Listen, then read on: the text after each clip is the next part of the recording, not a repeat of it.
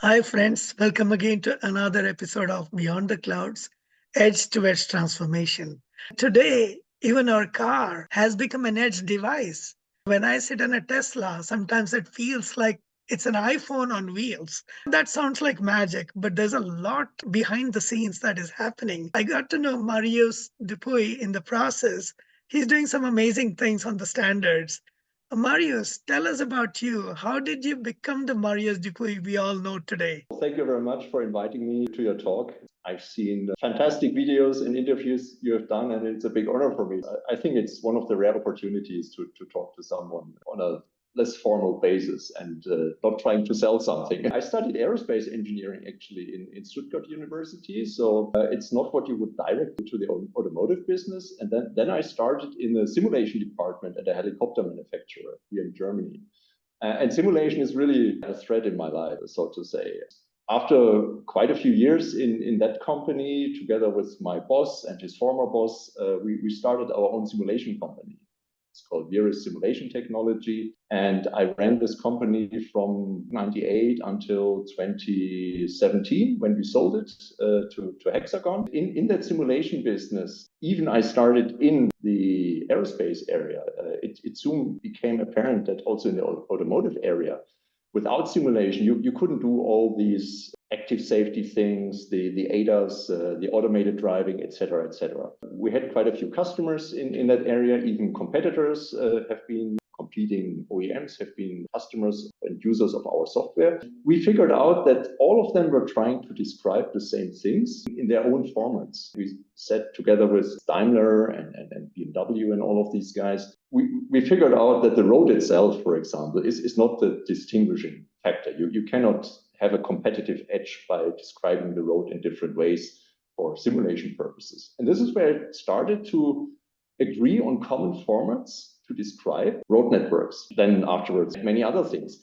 But this is how I got into standardization. We said, okay, let's describe the road in a way that everyone can use, and let's make it open so that everyone has access to it. This established over a couple of years. I was basically the one writing that specification together with the other guys. It was my evenings and weekends I spent on writing all of that stuff. At some point you hit a wall because you need users for standards. People accepted that we created these formats, but they didn't want us to own this format because we were one of the players in the market. And so there was ASAM, the company I'm now working for, or it's an association, it's not a company. So the association I'm now working for, which was founded by the automotive industry. And we said we hand our standards over to this association because then the standards get credibility in terms of not being driven by a single partner or single player in the market with commercial interests for sure, but with the community. The community owns this standard and quite a few other standards and can continue to develop them along the requirements, etc., etc. After I left my company, which we had sold to Hexagon, I took a break for a sabbatical, and then I started my engineering services company. And then I thought, well, what I've always been doing is these standards in the simulation area. The position here at ASAM opened up for the managing director. I followed my standards again, and now I'm taking care not only of a few standards that we created by ourselves, but of a whole ecosystem of standards across the automotive industry and across the vehicle, from diagnostics to simulation to data formats. This is really what has been driving me and why I'm now here. That's exciting, Marius. In fact, can you give us a little more about the history of ASAM and how it relates to automotive standards in other parts of the world, like in the United States? ASAM is 25 years old now. It was an initiative by the German automotive industry. The basic idea was to create an efficient market. There's a few key players in that market. There's the OEMs, there are the tier ones, there are the tool suppliers. There is, of course, a competitive part of that market, but there's a non-competitive or pre-competitive part of the market. For example, if you want to develop vehicles, if you want to do diagnostics. Instead of having vendor lock-ins and one-to-one relations between the vendors and the OEMs and the tier ones, they came up with the idea that it would be better to have an agreed interface, which are the standards, for example, for API, and to say we agree on how we want to communicate in our tools with each other. And one side is the customer for the tools, and the other side are the providers of the tools. But if the layer in between is standardized, then the market is very broad. For whatever task you have, you pick the right combination of a tool vendor and a tool user.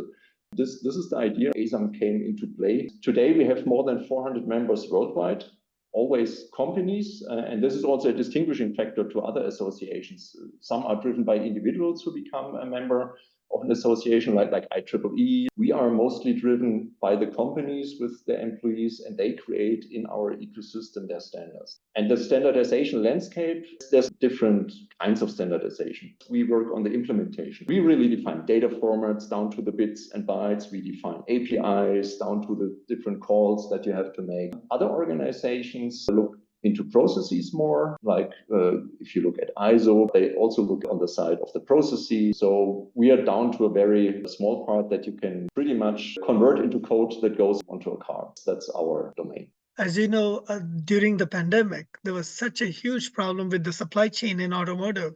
I could not even get my car repaired. It had to wait for 6 months. Do you think that the standards that you folks are working on today could alleviate these kinds of supply chain problems going forward? That's a common trend in the automotive industry. If you see where the vehicle is going from where it is today with dedicated ECUs, dedicated protocols, dedicated sensors, it's going to the software-defined vehicle. Sure, you have hardware to maintain. You cannot change wheels just by defining it as a standard. There is a wear and tear on the car. This cannot be solved remotely. But if we look at the diagnostic side, if we look at the software update side, this is what can be done over the air. This is what we are working on. Just recently, we had the release of the service-oriented vehicle diagnostics, which is a REST API via network. You can vary your car and you can update the software on the car. This is what is the future. Again, it will not resolve wear and tear. You need to replace some parts at some point, but it will definitely resolve the issue of having to go to the dealer to read out the diagnostics of the car, to update the software. It brings more risks for sure. Once the car is on the net, all the security issues come into play and you have to make sure it doesn't get hacked. It's a trade-off. You get more flexibility, but you have to make sure nobody can get into the system who's not authorized to do that. The more automation we have, the more tricksters can play games too, like video games, right? It's always a game. It's between people trying to hack it and people trying to make it secure. What I'm understanding from you, Marius, is that now you are actually working on standards for electric vehicles, autonomous vehicles. When I now try to charge my car, I have to go to only those charging stations that will support that particular car model and may not be others. Are companies agreeing on standards for charging, for repairs, and for updates and everything? That's partially beyond our scope. We are not so much into the EV charging business or EV charging standards that they establish at different platforms. I hope that they take a good example from what we are doing in other domains and see that you can only have a large coverage of EV vehicles in the fleet if you make all of these recurring tasks as easy as possible. We are concerned with the diagnostics of the vehicles and to make sure you can do updates over the air or in the dealership in a unified way with unified APIs. So we are not really describing how you have to store your data, but if we say use that API like an abstraction layer, then both sides can implement their functionality versus that API. No matter what is in the implementation, it should work flawlessly. That's the dream of standardization. Very true. One of the interesting things I find is in consumer behavior. If something breaks in the car, you take it to the dealer, leave it there for 4 hours, and you're happy now the car is working better. And today, instead, you get the software updates. It's like rebooting your car, right? How do people respond to it? That you can actually do diagnostics, you can do almost self-repair or change the software so it becomes more stable. How are consumers responding to it? Unfortunately, we don't have a real touch to the consumers themselves. We are strictly B2B. We would need to ask our members how the adoption rate is. We are mostly concerned from the development to the deployment side. We might be even a little bit ahead of what is going to be on the road. Whatever we've defined today as the protocols may not yet get the full feedback from the users or may not yet fully impact how things are being done on the road. I don't have the experience or any numbers from adoption rates, but the need for these standards for over-the-air updates is clearly seen since we are an association. We publish all the information, who's participating currently in which projects. It's fully transparent for you to see who is trying to define the standards, and then you can guess also who will be the primary users of these standards. Seeing from that, not only a high adoption rate, there will be no way around these online updates. We are also partnering with other associations. And this standard, I was mentioning, like the service-oriented vehicle diagnostics, that is also going from ASAM to ISO someday and will also be published with ISO. So it's going to be two organizations publishing a mostly identical standard. That's great. I think there's a real need for it. German cars have always had the highest level of safety and quality. It's good to see that there's an effort to take this worldwide. What about aerospace? I'm sure there's a need for standards there too. Are the standards in aerospace ahead or behind automotive at this point? That's a tricky question. I lost a little bit track of the aerospace industry. You have to keep one thing in mind. At the aerospace industry, the number of players is quite different from the number of players in the automotive industry.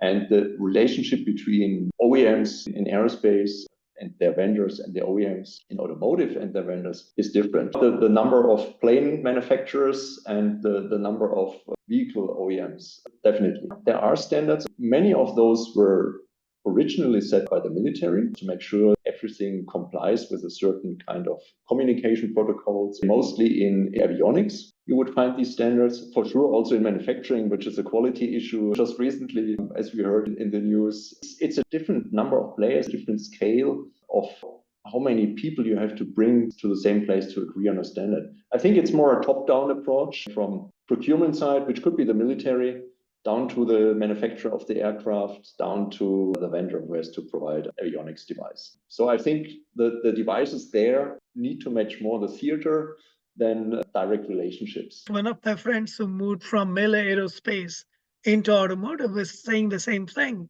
that it's highly regulated. Safety is a big concern, well understood. Automotive is a completely different market space. What was your journey like when you moved from aerospace to automotive? Yes and no. Just to be clear, I was in the military branch of aerospace, so this was clearly driven by the customer, as we always called them. In automotive, it's BMW, then a Mercedes or something like this, so people need to distinguish more in terms of functionality of the vehicles and how the vehicles feel. That's not so much in the military part of aerospace. Whatever the soldier feels, not the primary concern. It was more about safety, reliability, effectiveness. As I said, I was in the simulation department. Simulation in aerospace was at a different level at that time. There were systematic approaches how to simulate environment systems, virtual interaction with other forces. That was what we were doing. Automotive had other use cases. At the very beginning, it was similar in terms of usability of the system. So in automotive, you were concerned not to distract the driver too much, and you had a simulator for this, and you built all of this. And this was a bit similar to how to operate an aircraft in different conditions, the workload on the pilot. The automotive took off in terms of number of simulators, sophistication of the simulators. We had simulators in the vehicle to have vehicle-in-the-loop systems where you had virtual environments in real vehicles. That was fascinating. I remember our first vehicle-in-the-loop simulator. We had to have a helmet-mounted display with semi-see-through to sit in a real vehicle and have virtual traffic, of course, on a closed track. Nobody else was around. But the device we took, that was an aerospace device, because there was nothing in consumer electronics like visor or whatever they are called now. So there was a big commonality in terms of technology. Automotive guys also used these silicon graphics machines. Originally, I think they were all from aerospace and military. You've been in this industry and you've worked hands-on as an engineer, and now you're an influencer in terms of bringing all these parties together to create standards and all that. What part of the journey did you find most exciting and most challenging? And what did you learn from these things? Are you still an engineer at heart, or do you like the people interactions and all that? What excites you the most at this time? That's really a good question. What drove me in the past was really to tackle the problems as they occurred. I was always trying to be in my company the guy who's going on integration. There was always something unexpected happening during integration. It was always the challenge of solving that problem in a given time. Nobody was waiting forever to get things done. Some people just had to get their hardware in the loop test bench running until next week and things like this. And I was always trying to be the one owning the core part of our product, because in the core you can always tweak things if you need, and then you can reflect it back to the development and make sure it becomes a permanent part of the solution. This was always the most fun. This was down-to-earth engineering. It was talking to the guys who were really solving the problems that occurred on an everyday basis. That was sheer fun. Now I'm doing something else. The fun now is I'm in an association. So this means I can even talk to my former competitors, and we can talk about solutions for the market. So it's a little bit on a different level for sure. I'm not tweaking bits and bytes here, but I can think about the solution again to see what do we need to standardize, what do we need to agree on to make sure that this is going to work in the future, that everyone can implement this. As you know, I'm the CEO, not the CTO, so the T is not so much part of my job description, but I still have an opinion on the T and still discuss with Ben Engel, who is my CTO, and we still align very much. The projects do their work without me, so everyone can relax. I'm not interfering with that anymore. I just have the fun of running the association and trying to get the right players together. It's exciting, our journeys from engineering into bringing people together. When people look at all these simulations and digital twins of cars, everybody gets excited, but it looks very complex from the outside. So if somebody wants to have a career, the kind of career you've had, how should they go about it? Just start and don't think about the end. I always did what I liked. I was really fully engaged and really liked what I did. And I wasn't watching the time whether I spent so many hours on this or that. So my timesheet, I think it exploded every week. But who cares if you can create a nice solution? You see people are using it. Look for the feedback. If you get positive feedback, just take it. If you get negative feedback, yes, that hurts. People are never completely wrong if they give you negative feedback. For me as a person, it was always a little bit difficult to take that. I think I converted it as good as I could into something productive. And yeah, the only advice is do what you like, do it as good as you can. The future opens up anyway. So there's so many opportunities. You also know over the past 30 years, we haven't seen the iPhone coming. We haven't seen this coming, that coming. We were lucky enough to get an CompuServe account when we started our career. Now look what it is. Everything's connected. I'm talking to you remotely with fluent data. There's opportunity every day around the corner. Very true. In fact, when I think about your career,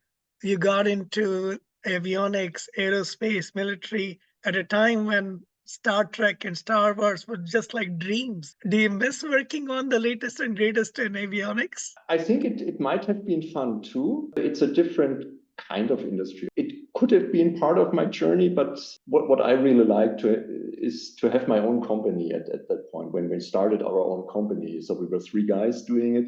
And this gives you all the freedom, but it also gives you the responsibility to go where the market is going. So you cannot just say, I want this company, I want this customer, and then I want to do it for 25 years. I have a company now, I need to pay my employees at some point. So let's see where the market is going. If you see how simulation exploded in the automotive industry, this was the place to be at that time. It might be different in the future. Avionics, it's 1 degree more than what you have on the car. There's more freedom in the 3rd dimension. Very true. With all the computational fluid dynamics and all that, it sounds very different. It's very interesting. Well, Marius, it's amazing talking to you and learning about the latest and what's happening. And I hope ASAM brings together people around the world as it is. If there's anything we can do to help, please let us know. And all power to you. And this is why I talk to people who are listening out there.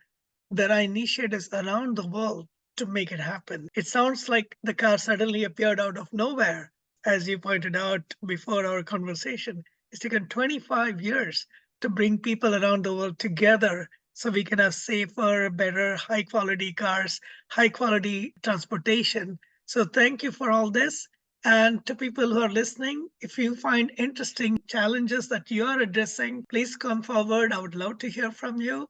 And I'd love to see how we can co-create a future so that it's safer, better, sturdier than it has always been. Thanks again, Marius, and I look forward to meeting you in person one of these days. Thank you, Shankar. It's Azam brought us together on this way, and hopefully we will also have a chance to shake hands one day. Thank you very much.